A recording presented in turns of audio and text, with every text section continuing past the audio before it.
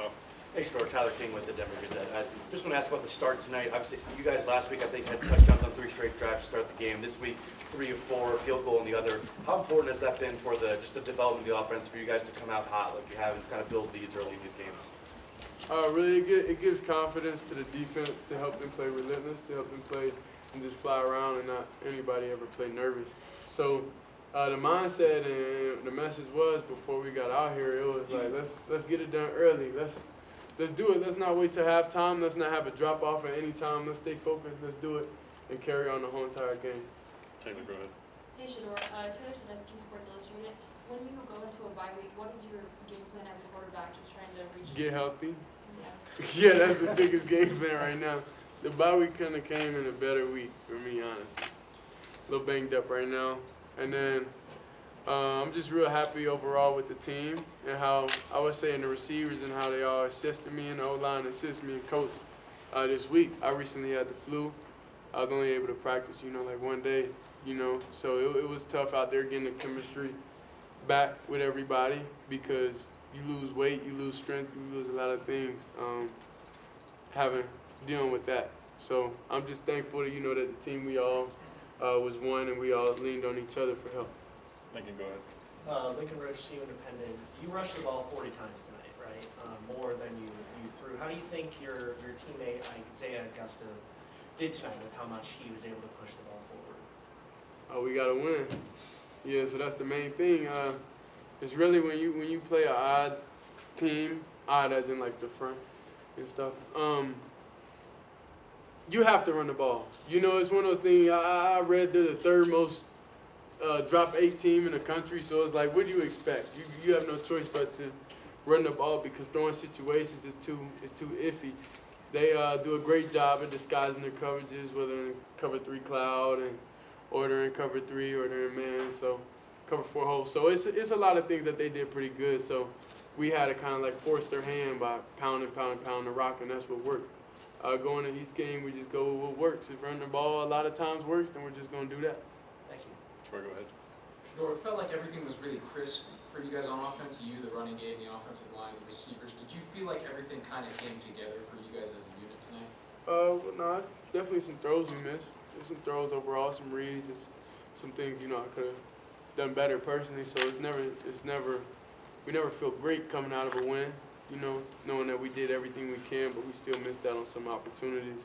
So it's just watch the film during this bye week, watch the next opponent that we're going to play, and just get healthy. Trent, go ahead. Shedeur, Trent fitting in Snowball Sports. Last week, you and Hank were totally on the same page. What were your thoughts on how Hank played tonight and how he rebounded from that performance last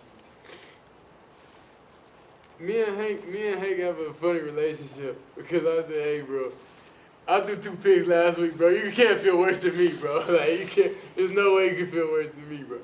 So it was funny that we was able to share that moment. And then Hank's a great guy. He's a great player.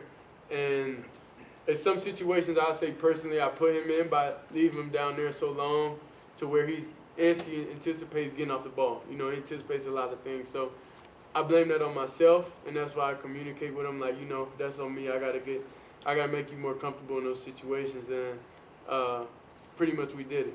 So at the time, we get into it for a quick little 3-4 seconds. Then when we get to the sideline and we talk about it, and we go back to normal. We go back to playing. Good, Brian. Hey, Shedeur, I have 2 for you real quick. Sticking with the offensive line, this is the second straight game that they played well and kept you pretty clean. You have 1 sack each game. Do you feel like that group is coming? Yeah, that 1 sack is on me, but it's really on Trav though. It's on Trav. It's on Trav. Yeah. So after that, then Trav, I had to talk to Trav a little bit, like, come on, bro, don't jog right here.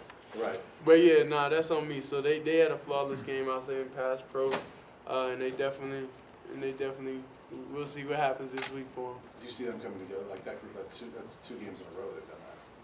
Yeah. So what you saying? This was supposed to be the bad week? No, I'm saying, well, the pattern has been the pattern has been that. We noticed that too. We definitely talked about that in the team meeting, and Dad always said something. And like, look, this can't be the week where the pattern got to change this week. So then everybody took that. It's real competitive in there. It's real fun. that everybody's rotating, everybody's playing, and it keeps everybody on edge and keeping that dog in them. So it's real funny though, but nah, we had to make sure we broke the pattern. As you said it, not me. Yeah. But one other question for you is, I know you guys have bigger goals, but bowl eligibility, this program and these fans have not seen that whole lot in the last 17 years. This is only the third time. How big of a deal is it for you and this team to get to 6 wins and do this for yourselves, but also for the fans? It's big. It's big for us because it's big for the fans. Us, we don't look at any game as we look at every game that we play as a possible win. You know, so we don't go into the season or looking at the schedule like, oh, we're only gonna win 6 games.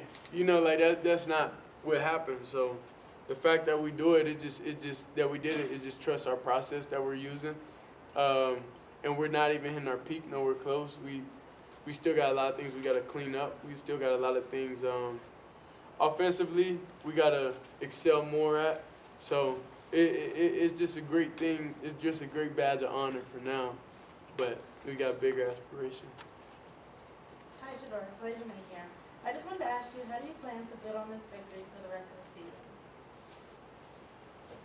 season? Each win definitely gives us a confidence boost.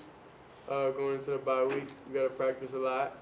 And I talked to Dad about that. We had to practice a lot over the bye week, but it's really it really helps everybody mentally. I would say you put in a lot of hard work day in and day out, and you got to get the results that you put in. So we all studied. We all spent time after time talking through all these different scenarios. If they come out, do this, then we finally get out there, and it's everything that we want and everything that we've seen overall. So then it's real exciting. So next week, go study the opponent, study who we're going to play, look at the past 6 games. How many games we played? 4 more. 8.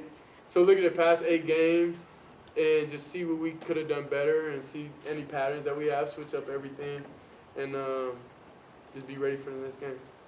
2 more. Go ahead. You started the game 15 for 15, which set a school record. So what was working for you? What did you like seeing from that defense in the first half? It was really Dad talking to me on the sidelines. And Dad talked to me pregame when we walked down. It was like just how many completions. And that's what we focus on, just completing the ball. We don't focus on really making bad throws. Like everything has to be crisp, really precise. So that's the expectation, and that's what we live by. So some games when we get out of that, it's kind of like we got to get back to our basics, get back to what we're doing good. Last one. Go ahead, Michael. How you doing, Shedeur? So How you feeling? a little banged up, but we won, so it make it feel a little better. Sure.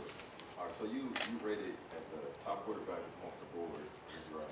Mm-hmm. You got to tell me, like, not being in the Heisman conversation, you can't give me the cliche answer. How does it make you feel realistically?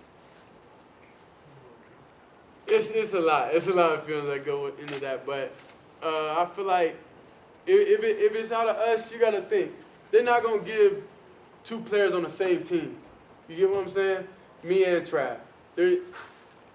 Just deal with it's not gonna happen like that, So it is what it is. I don't really look too deep into that. I just want Travis to win, of course, and that would be almost like I won because I threw the ball.